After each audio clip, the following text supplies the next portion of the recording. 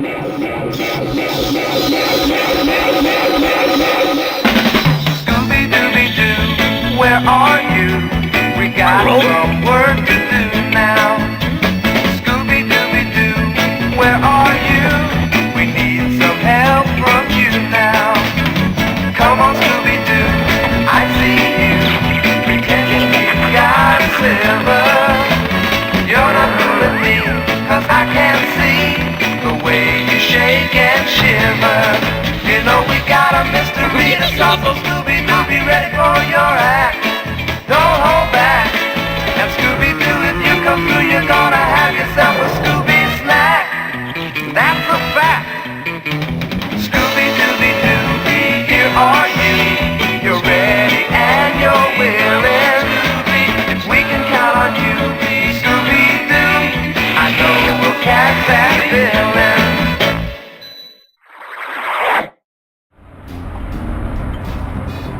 You smell that salty sea air, Scoob? You know what that means, buddy. Yeah. Seafood! Fried clams! Runa fish! Cracked crabs! Runa salad! Jumbo shrimp! Runa sushi! All right, you two. Don't forget the real reason we're here. Lobster bisque! No, silly. We're here to solve a mystery. Aw! My friend Holly says there's strange goings-on up here at her family home, Mystic Manor. Who? And she could really use our help. Look, there she is now. Hey, Holly. Hey, Daphne. I'm so glad you could make it. And you must be Freddy, Velma, Shaggy, and Scooby-Doo. Wow, the whole gang! I've heard so much about you. Daphne's kept me up to date on all of your cases, so I figured my mystery would be right up your alley. Really? And what mystery is that? It's my uncle, the famous inventor, Professor Alexander Graham. He was just about to unveil some new top-secret invention when he disappeared without a trace. No one saw him leave Mystic Manor, and no one will help me search the premises. Don't tell me! Because it's haunted, right? Yeah, Shaggy. How'd you know? Because it's always haunted! Jeepers. Don't worry, Holly. We'll help you look around. You said it, Daphne. We're not afraid. Right, gang? Wrong. Yeah. Like me and Scoob have seen this show before. You guys can go poking around scaring up some spooksters, but we're staying right here in the old mystery machine. Only ghost-free environments for us. Rip roast-free is the way to be. Okay, you scaredy cats. Stay here if you want. Come on, guys. See you later. You know, Scoob, I could really go for a Ruby snack. You read my mind, pal. Or maybe my stomach. Well, what do you know? Scooby snacks. Hey there, Scoob. Wait up. Leave some for me. Something smells fishy here. Not fishy, pal. Scooby snacky. Raggy, wait! Gee, Scoob, it's not like they got your name all over them. Yeah, well, actually, they do. Scooby-Doo! Raggy? I'm all alone. Oh. Hey everyone, welcome back with Beano Mac, where today we're going to continue our playthrough of... Well, actually we're not continuing anything. What I mean to say is we're going to actually start our playthrough of Scooby Doo Night of 100 Frights. Sorry, I get kind of used to saying, that, intro or whatever. But yeah, this is the first game on the channel that I'm kind of somewhat doing blind. Technically that is not true. I actually played it, beat it. This is technically my second playthrough of it. I was thinking of just using the raw footage and playthrough of the original one, but hopefully I'm going to be able to do the second playthrough and get it done in a much quicker time. I'm hoping around maybe 3 to 4 hours. Whereas my first playthrough, it took me about like 7 or 8, and you know, I got stuck on silly stuff, and it's a very confusing map and whatnot. And so I pretty much a good chunk of my playthrough was just figuring out what door to go through and going through the same area. So hopefully that doesn't get repeated this time. And yeah, so my original time that I ever played this, I remember playing it as a kid a lot. Unfortunately, I was never very good at it, which, you know, I wasn't very good at many things. I'm still not very good at anything, really. But yeah, so the furthest I got as a kid, I didn't even make it to the first boss. I would pretty much do the first section with, you know, we're gonna actually save probably for part 2, the start of, in which you would go and get the first power up in the game, and that would be pretty much about it. I wouldn't get much farther than that. I can't remember where I would usually stop, but it just wasn't very far, so it was very fun to play through, and it's so much that I was learning, you know, about the game.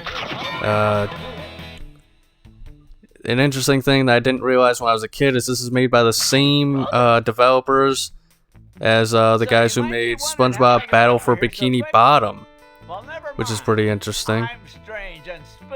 So it's definitely going to be a good one, just based off of that. That said, I am going to commentate on things, my thoughts and opinions on the game, what I thought they could have done better, because, I mean, why play a game if we're just not going to complain about it, right, fellas? But no, in all seriousness, it is, from what I played, a very fun game. It can be very frustrating at times. I think the worst part about it, and you're going to kind of see it in this video, we're going to go all over the place. And this is where I actually know where to go and what I'm doing for the most part. And you're going to see we're going to go all over the place. So this actually is made up of, the whole area is made up of pretty much 3 major areas. We're in the first one, which is the manor. We're going to be heading to pretty much the boatyard, the docks. I forget what the exact name of it is called. I'm just going to talk over these guys when they talk and stuff like that. You know, you can read up there if you want. But, you know, I tried to make it to where you could hear the characters talk. It doesn't really work very well for whatever reason. You know, I tried turning down the music, and for some reason the music and the voices are tied to each other, so you can't win for this as far as that goes. But yeah, that's Holly Graham, Daphne's friend or whatever. I think they have the same hairstyle, just different colors, but it seems like they reused assets there. But yeah, so we have the manor, we have the boatyard, and then next episode we're going to start the hedge maze and whatnot. And it's I remember, since I didn't get too far, I thought there was going to be a whole bunch of areas in which it was going to be a conventional you know, game, kind of similar to Battle for Bikini Bottom, where you just, you know, you get the power up of the level, then you head to a new area or whatever. But this is almost, in a weird way, it's somewhat like a Breath of the Wild in a weird way, you know? You have to get the power-ups to get to each spot and stuff like that, but, you know, you have to figure out where you can go, and, you know, you have to really remember what power-ups you need to get to where. You gotta try and think of, you know, remember places in which, okay, I have to come back here, and, You're wondering where the key is to the gate, huh? Well, so am I. I'm pretty sure it's buried around here somewhere, but you'll need a shovel. Here, take this and get to work. but yeah, the game is a very memory-intensive game. But pretty much the 3 areas, they connect to one another. Smuggler's Den, that's what it's called, I guess. But pretty much all 3 areas are connected to each other in a way. Smuggler's Cove, my bad. Jeez, lay off me. Every area is connected to each other. You know, there's secret passages that take place that you can use eventually when you get the abilities and whatnot, and the power-ups and stuff. And there's a whole bunch of power-ups that are called inventions in this game. But it's a very good, fun use of the Scooby Doo license. Definitely probably the best game as far as just, you know, catering to the original audience. And probably, I would definitely probably argue this is probably the best Probably the best Scooby Doo licensed game that they've created. I can't think of one that's better. I mean, Cyber Chase is very good if you like those Crash Bandicoot style games. This one I just think does the source material the best. You know, we're gonna see pretty much not all of the classic monsters, but we're gonna see a good chunk of them. You know, here's the caveman. Some of them don't really match anywhere in the game, which is why it's kind of confusing. They didn't really go with a conventional level style. Like the caveman just doesn't fit anywhere in the game. He's just kind of hanging out everywhere. But, you know, whatever. It's no big deal. Nice just to see him, you know. Okay, I guess I can't make that jump yet. And this is probably the only playthrough where I'm not gonna, you know, remove any of the loading screens, because you can tell they're very fast already, which is pretty surprising. But I wouldn't be surprised if this is the game where, you know, they got these guys the gig for developing Battle for Bikini Bottom. It's just that good. It's actually a pretty tough game for a kid's game, though. And you're gonna see, like I said, I'm gonna point out things where I think they really improved and fixed by the time they got to Battle for Bikini Bottom as well. But interesting mechanics. You know, the power-ups I think are pretty awesome, and yeah, that's a game that's pretty much based on. I don't think he was supposed to just zoom up like that. But, this is pretty much a game in which its main focus is exploration and figuring stuff out and puzzles and all sorts of stuff. Pretty tough, you know. You're gonna see why it was pretty tough to handle as a kid. But you know, a very solid game overall. But, you know, I'll stop rambling on about the same nonsense here, I guess. You know, it's recording this the night before so I can get ready for, you know, whenever this is released. Obviously, Thursdays, License Thursdays, check out every single week.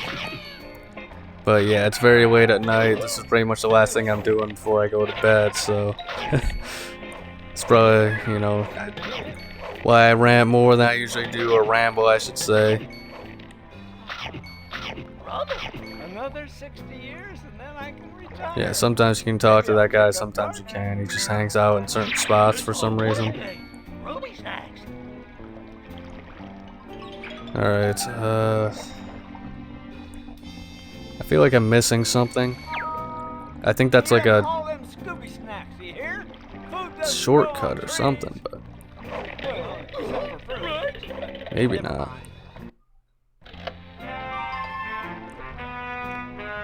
Yeah, and if something that is frustrating, I'll bring it up now. It's not so bad at this point, but you're gonna see me probably fail and die at levels. You have infinite lives, of course. This is kind of just normal at the time. But yeah, if you die, you pretty much go to the beginning of the room from where you started. And depending on the rooms, especially the later ones, that can get very, very aggravating to have to do, you know, these long-winded puzzles all over again when you know the solution, and it takes time and patience. And, you know, some rooms, it'll take you like 3 or 4 minutes just to solve a puzzle. So if you keep dying, that's just going to take longer and longer. So you can... It doesn't seem like a big deal right now, but you can obviously take a guess at, you know, the frustration that I started to feel near the end of this game. But that's a ways off. So right now we're just doing the simple stuff. I actually made a mistake. I'm supposed to go through that door. I thought it was a shortcut for some reason because of I don't know, I'm getting my things mixed up here.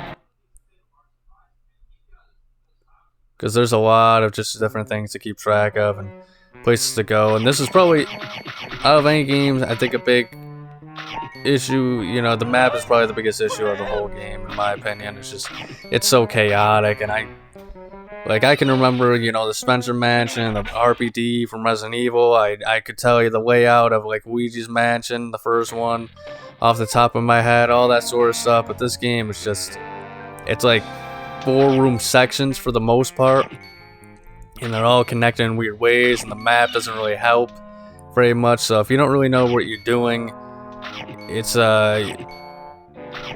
know, it's gonna be a little bit of pain. But Now we can do the double jump.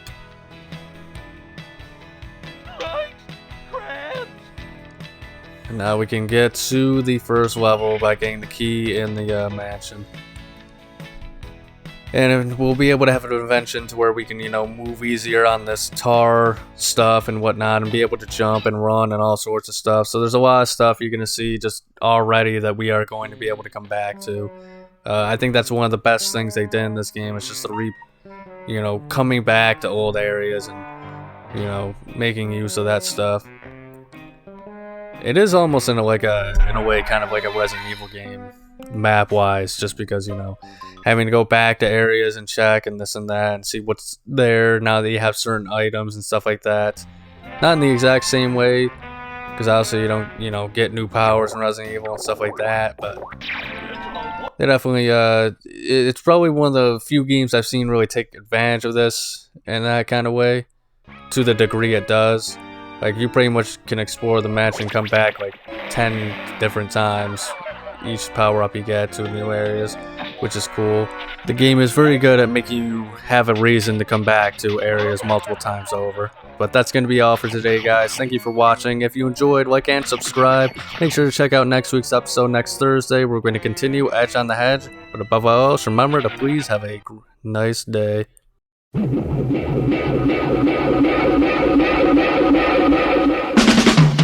Dooby Doo, where are